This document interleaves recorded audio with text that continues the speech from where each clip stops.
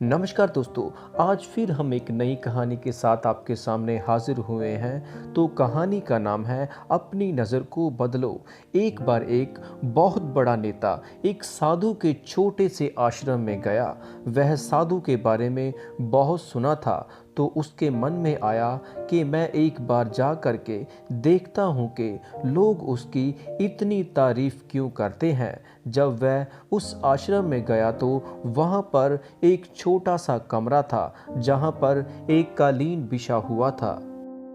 वहाँ पर कुछ लोग नीचे बैठे हुए थे और साधु जी सामने बैठे हुए थे।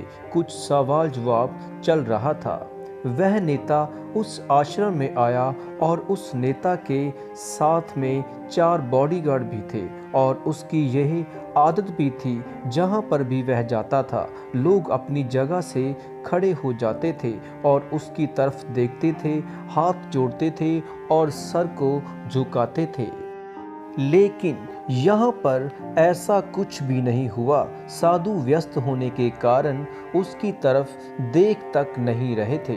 तभी नेता को लगा कि यह मेरी बेइज्जती है और वह इस बात से गुस्सा हो गया। नेता ने थोड़ा गुस्से से साधु की बात को बीच में काटते हुए कहा कि मैं आपसे कुछ कहना चाहता हूँ। साधु ने उसकी तरफ देखा और बोला, आप थोड़ी देर रुकिए, पहले मैं इनके सवाल का जवाब दे दूं, उसके बाद मैं आपसे बात करता हूं। तब तक आप अगर चाहें तो आप बैठ सकते हैं। बस साधु का इतना कहने की ही देरी थी।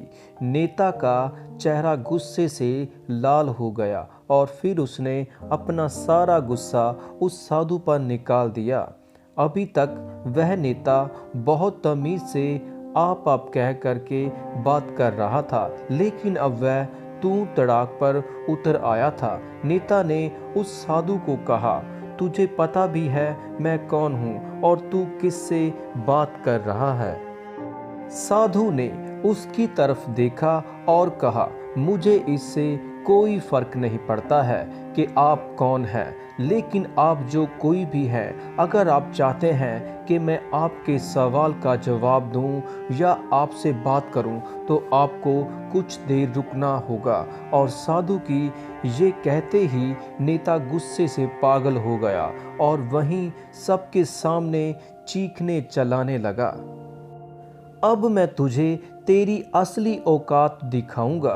तूने मुझसे पंगा ले करके ठीक नहीं किया। तुझे पता भी है मैं तेरे बारे में क्या सोचता हूँ। साधु ने फिर से नेता की तरफ देखा और बड़े ही प्रेम से कहा कि मुझे इससे कोई फर्क नहीं पड़ता कि आप मेरे बारे में क्या सोचते हैं। आप जो चाहे वह मेरे बारे में सोच सकते हैं।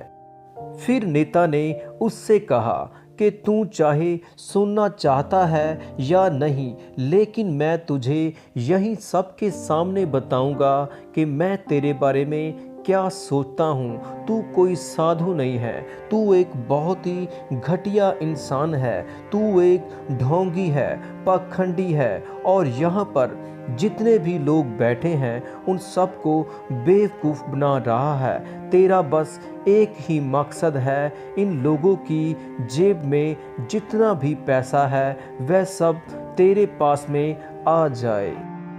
तू अपने फ़ायदे के लिए इन लोगों का इस्तेमाल कर रहा है और अब मैं तुझे नहीं छोड़ने वाला हूँ।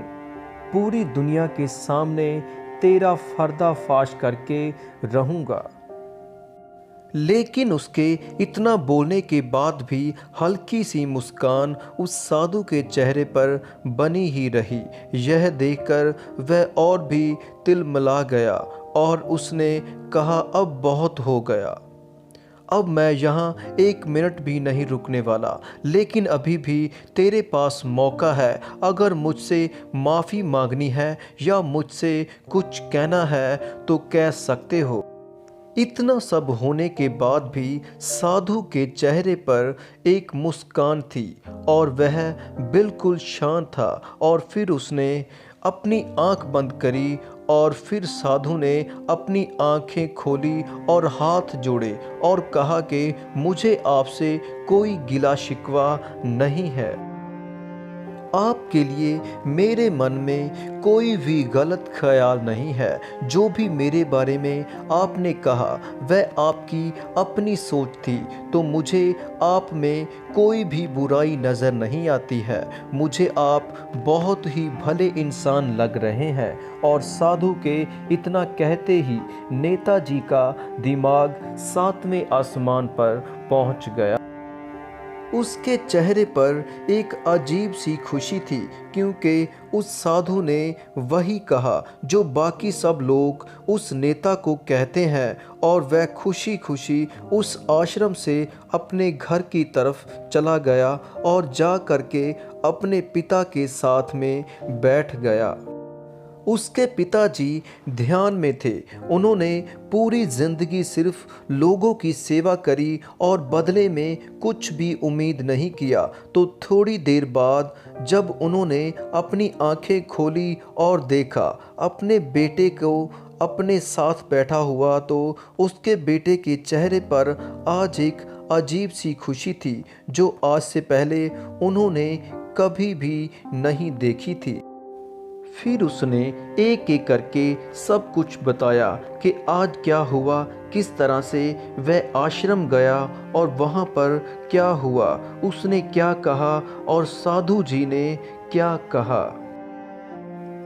जब उसके पिताजी ने पूरी बात सुनी तो थोड़ा सा मुस्कुराए और अपने बेटे को देख करके बोले कि उन्होंने तुम्हारी तारीफ नहीं करी, क्योंकि उन्होंने वह नहीं कहा कि जो तुम हो, उन्होंने वह कहा जो वह खुद हैं। और तुमने जो भी कुछ उनको कहा वो नहीं कहा कि वो जो वो हैं, बल्कि तुमने वह कहा जो तुम खुद हो। यही बात वेदों में भी कही गई है, यथा दृष्टि तथा सृष्टि। ये दुनिया तुम्हें वैसी नहीं दिखती जैसे ये दुनिया है, यह दुनिया वैसी दिखती है तुम्हें जैसे तुम खुद हो। जिसकी नज़र जैसी हो उसके लिए यह दुनिया वैसी ही है। तो अगर तुम अपनी दुनिया को बदलना चाहते हो तो उसका सिर्फ एक तरीका है, अपनी नज़र को बदलो। दोस्तों, अगर आपको ये वीडियो अच्छी लगी हो तो अपने दोस्तों के साथ इसे शेयर कीजिए और इस चैनल को लाइक करें, शेयर करें और सब्सक्राइब करें। So thank you.